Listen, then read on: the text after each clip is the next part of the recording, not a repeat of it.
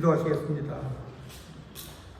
하나님 아버지, 오늘도 새벽잠을 깨우시고 하나님의 말씀을 사모하여 말씀 앞에 나오게 하시니 감사드립니다.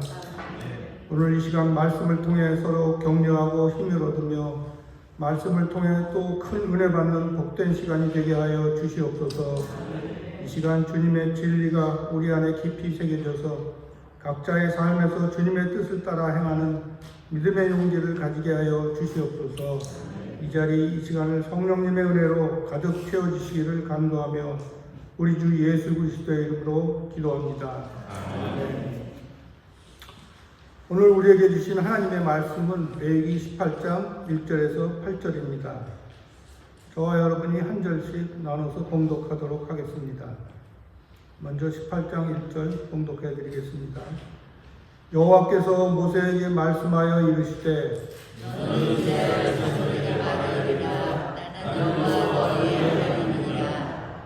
너희는 너희가 거주하던 애국 땅의 풍속을 따르지 말며 내가 너희를 인도할 가나안 땅의 풍속과 규례도 행하지 말고 너희는 내 법도를 따르며 내 길을 지키며 거두려라. 나는 너희 하나님 여호와이니라. 너희는 내 규례와 법도를 지키라. 사람이 이를 행하면 그로 말미암아 살리라. 나는 여호와이니라. 각 사람은 자기의 선지를 가까이 하여 내 아버지를 범하라. 나는 여호와이니라. 내 어머니의 하체는 곧 내 아버지의 하체이니 너는 범하지 말라. 그는 내 어머니인즉 너는 그의 하체를 범하지 말지니라. 너는 내 아버지의 아내의 하체를 범하지 말라. 이는 내 아버지의 하체라. 오늘 저에게 주신 레위기 18장 1절에서 8절을 가지고 거룩한 백성의 성윤이라 거룩한 가족이라는 제목을 가지고 함께 말씀을 나눠보려고 합니다. 모두 아시다시피 우리가 나누고 있는 레위기는 하나님과 언약을 맺어 하나님의 백성이 된 이스라엘 백성이 지켜야 할 여러 가지 율법들, 즉 인간이 하나님께 드려야 할 여러 제사법과 사회질서 유지법, 또 우상숭배와 음식물에 대한 것, 그리고 이스라엘 백성들의 여러 국가적 절기 등을 그 내용으로 하고 있습니다. 이 레위기의 중심 사상은 사실 하나님의 거룩함과 하나님을 거룩하게 섬겨야 하는 인간의 성결 의무와 또 수직적으로는 제사를 통해 하나님과 교제를 나누는 방법에 대해서, 그리고 후반부에서 다루는 수평적으로는 이 땅에서 살 때 어떤 방법으로 하나님의 백성된 자로서의 거룩함을 지킬 것인가에 대해서 가르쳐주고 있습니다. 즉 거룩한 하나님의 법을 통해서 거룩한 백성으로서의 품위를 지키며 살아가야 한다는 권면입니다. 특별히 이중 18장은 거룩한 백성의 성윤리에 관해서 가르치고 있습니다. 이 안에는 근친 상간 등 금지된 성관계에 대해서 포괄적이고 상세하게 기록하고 있습니다. 즉 어떤 성관계가 금지된 것인지 구체화하면서 간접적으로는 가족에 대한 정의를 내리고 있는 것입니다. 공동체의 윤리를 정의하는 과정에서 결혼과 가족관계가 가장 먼저 언급되고 있는 것은 가족이 사회의 기본 뼈대이며 가정이 있어야 사회가 존재하므로 가정이 무너지면 사회도 무너지는 것이 당연한 것이기 때문입니다. 전반적으로 18장 구성은 첫 번째로 18장 1절에서 5절에 이방인의 풍속과 규례를 따르지 말 것, 그 다음에 6절에서 20절은 근친 상간 및 금지된 성관계에 대해서 말씀하고 계시고 21절에서 23절 말씀은 또 금지된 변태적인 성관계, 그리고 24절에서 30절까지는 그 위법자에 대한 처벌에 대해서 말씀하고 계시는 것입니다. 하나님은 이스라엘에게 3절 말씀에서 너희는 너희가 거주하던 애국 땅의 풍속을 따르지 말며 내가 너희를 인도할 가나안 땅의 풍속과 규례도 행하지 말며 라고 하시면서 4절에 이어서 너희는 내 법도를 따르며 내 규례를 지켜 그대로 행하라. 나는 너희의 하나님 여호와니라 라고 말씀하셨습니다. 즉 나는 너희의 하나님 여호와라고 3번이나 하나님과의 언약관계에 대해서 언급하시면서 주변 이방 사람들의 가치관과 풍습을 따라하지 말고 본질적으로 그들과 다른 삶, 거룩한 삶을 살아야 한다고 하시는 겁니다. 한때 이집트의 애국 왕족들은 신이라 지칭하며 친족끼리 결혼하는 것이 보편화하였고, 또 애굽의 신 중에 호루스라는 신은 자기 어머니와 성관계를 하는 등 성생활이 문란하고 근친상간이 성행하였습니다. 또한 가나안 사람들의 성생활도 매우 문란하여 신발장이 금하고 있는 동성애와 또 짐승과의 성관계 등이 가나안에 널리 퍼져 있었습니다. 하나님은 이스라엘에게 너희가 내 말을 듣고 내 언약을 지키면 너희는 모든 민족 가운데 나의 소유가 될 것이다. 그리고 너희는 나에게 제사장 나라가 되고 또 거룩한 백성이 될 것이다. 라고 출애굽기 19장 5절에서 6절에서 말씀하셨습니다. 이러한 배경으로 하나님은 이스라엘에게 주변 민족들의 가치관과 풍습을 따르지 말고 오로지 하나님 말씀 또 명령에 순종할 것을 3절과 4절에서 요구하신 것입니다. 오늘날로 말하면 세상들이 추구하는 사고와 가치관을 따르지 말라는 것, 특히 성적인 문제에 있어서 더욱 그렇다는 것입니다. 현대사회도 성적 문란이 심각하고 또 양심이 믿어진 사람들이 이 같은 일을 하면서도 아무런 죄책감을 느끼지 못합니다. 하나님의 백성으로 살아간다는 것은 근본적으로 세상 사람들과 다른 가치관과 윤리 기준을 준수하며 살아가는 것을 의미하며, 더 나아가 하나님을 믿든 안 믿든 하나님의 형상대로 지으심을 받은 인간에게 옳고 그름에 대한 판단이 조금이라도 있다면 이 내용, 이 말씀에 모두 동의할 것입니다. 하나님께서는 이스라엘 민족이 당신을 닮은 거룩한 민족이 되도록 성적인 문제에 대해서 그들을 위한 어떤 경계를 설정해 놓으셨습니다. 즉 이스라엘 자손에게 성관계의 모든 욕망에는 경계가 필요함을 알려주셨고, 또 만약 인간의 욕망에 경계선이 없다면 무한대로 팽창하게 되고, 그리고 제어되지 않은 인간의 욕망은 그저 탐욕의 길로 들어서게 되는 것입니다. 사실 모든 성적 부도덕은 탐욕의 한 형태라고 볼 수 있습니다. 우리 속에서 끌어나오는 욕심, 또 자기에게 마땅히 주어진 그것을 넘어서 자기가 더 얻으려고 하는 이런 것들이 성적 부도덕을 행하게 하는 역할을 하는 것이라고 생각합니다. 또 음행은 그 성격상 자기중심적입니다.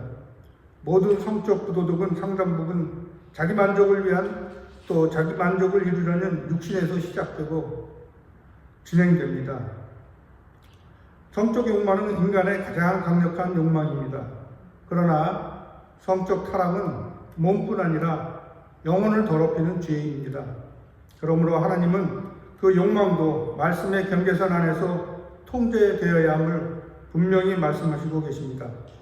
따라서 우리는 그 경계선 안에서 욕망을 다스리는 법을 배우고, 우리가 하나님 부어주신 경계선을 잘 지키면 가정이 건강해지고 또 우리 사회, 국가도 날로 건강해질 것입니다.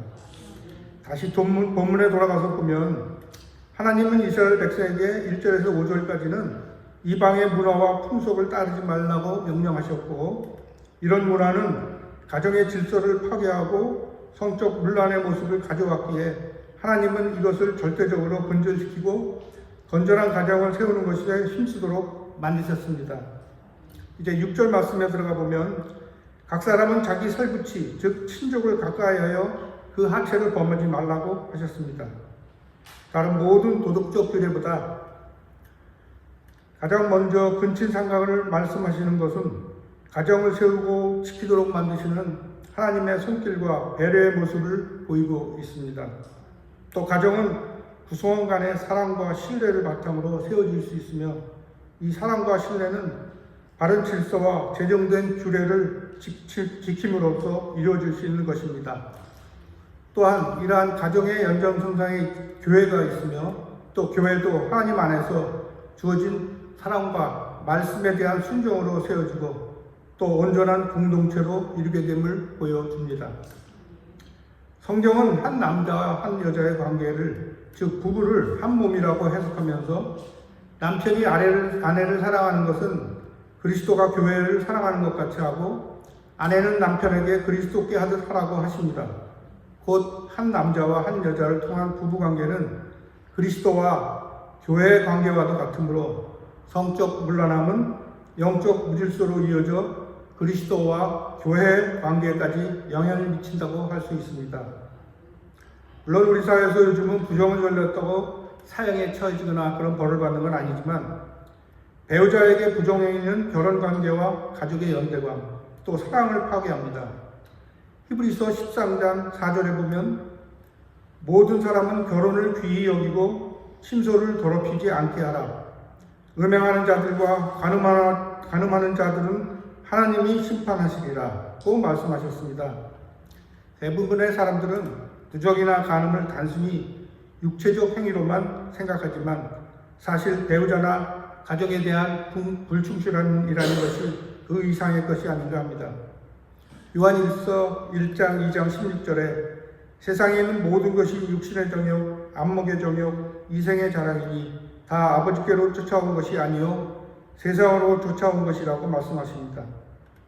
특히 육신의 정욕 중에 성욕은 정말 무서운 인간이 주체할 수 없는 그러한 가장 원초적인 정욕의 하나입니다.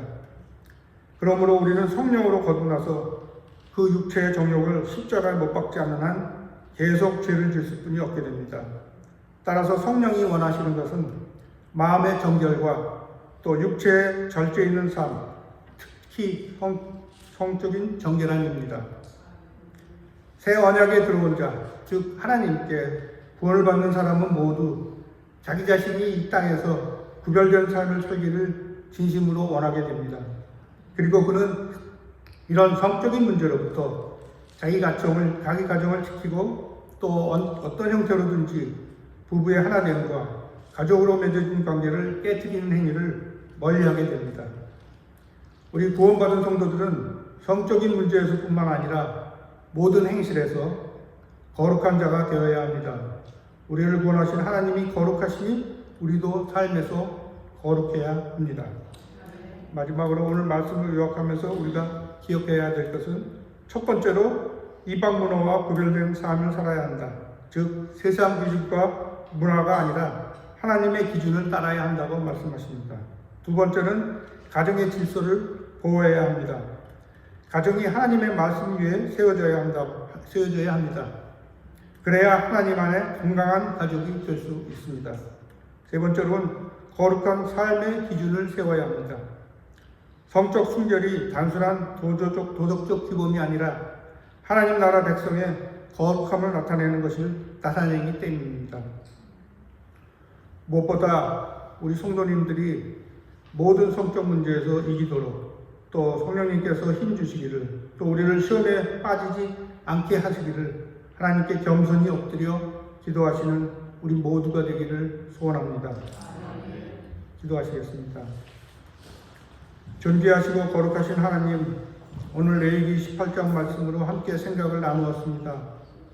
만물의 주인 되시는 하나님의 창조 질서를 어기고 모든 도덕과 윤리의 기준이 되시는 하나님을 상실하게 될 때 세상은 상식과 진리, 정의가 무너지고 뒤틀어진 세상이 될 수밖에 없습니다. 하나님을 섬기는 백성들이 하나님의 말씀을 상실하면 하나님을 모르는 자와 차이가 없습니다. 하나님 우리를 붙잡아 주시고 믿음을 주셔서 하나님이 주인 되시고 그분의 온전한 통치를 받는 하나님의 나라를 소망하게 해주시고 세상이 추구하고 쫓아가는 그 길에서 돌이켜 이 세상과 구별되고 하나님의 자녀로서의 거룩함이 우리의 삶 가운데 나타날 수 있도록 우리를 인도하여 주시옵소서. 우리를 사랑하시는 예수 그리스도 이름으로 기도하옵나이다. 아멘. 하늘에 계신 우리 아버지, 이름이 거룩히 여김을 받으시오며 나라의 마음이시여 뜻이 하늘에서 이룬 같이 땅에서 이루어지이다. 오늘 우리에게 양식을 주시고 우리가 우리 죄인 자를 사하여